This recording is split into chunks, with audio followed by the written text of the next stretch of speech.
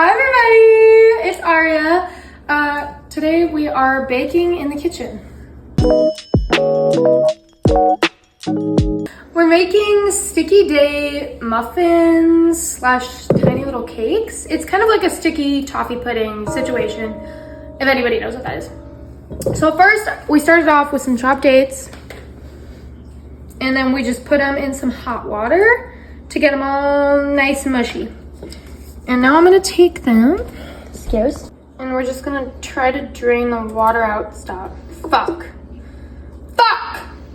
Do you want me to help? This is meant to be more cutesy than this. Just get up. No, let me, no. And you're just kind of draining most of that date water out. You do want to keep a tiny little bit of it. So maybe a little bit less.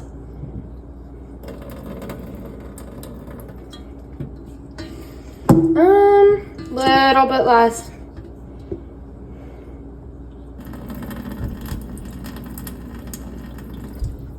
That's about right there. So there's still, you see a little bit of water at the bottom, but that looks about perfect. You guys, I'm not a baker, but I think I actually make these pretty good. Okay, so then you're gonna wanna get, we're making a double batch. So typically it's 3 eggs for a normal batch, but we're gonna need 6 eggs. So there's 1, 2, 3, 4, and 5, 6. Okay.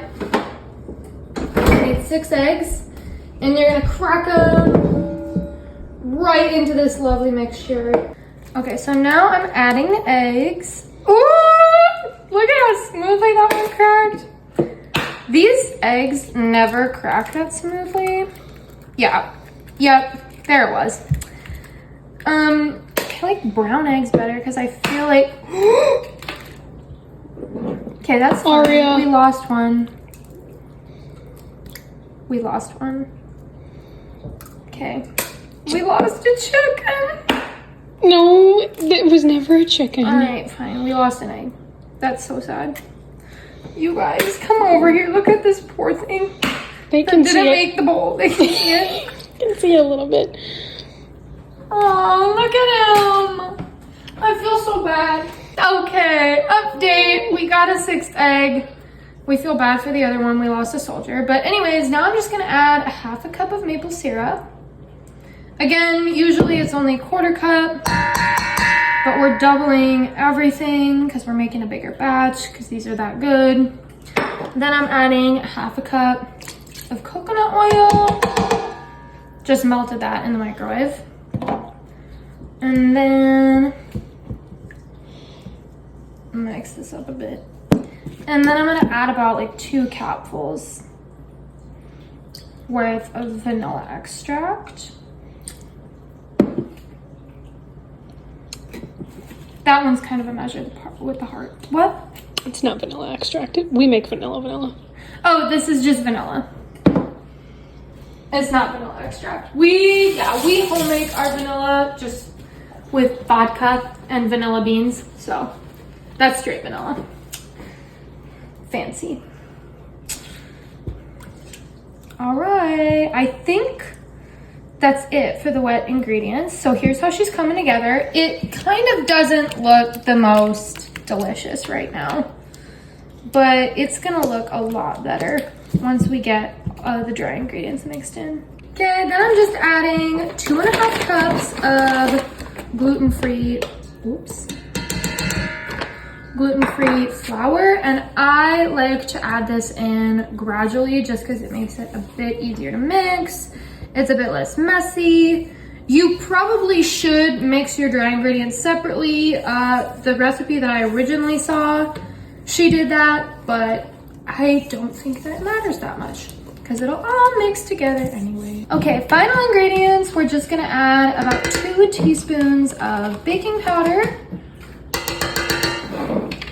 And then we're gonna toss a little bit of cinnamon in there. The recipe doesn't technically, call for this, but The woman that I saw put cinnamon in hers because she likes cinnamon in desserts, and I also love cinnamon in desserts, and it's fall, so like why the heck not?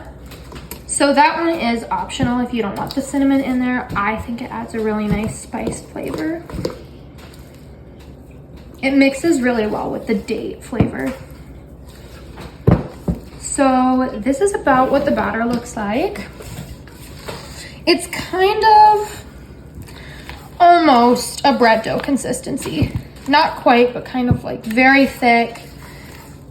And it's gonna be like a nice kind of cakey bread-ish texture when it's done. Okay, now we're just transferring it to a pan. You can make these into little muffins. You can make these in like a brownie pan. The only reason I'm making it in a cake pan like this is because, well, is this a brownie pan? I don't know.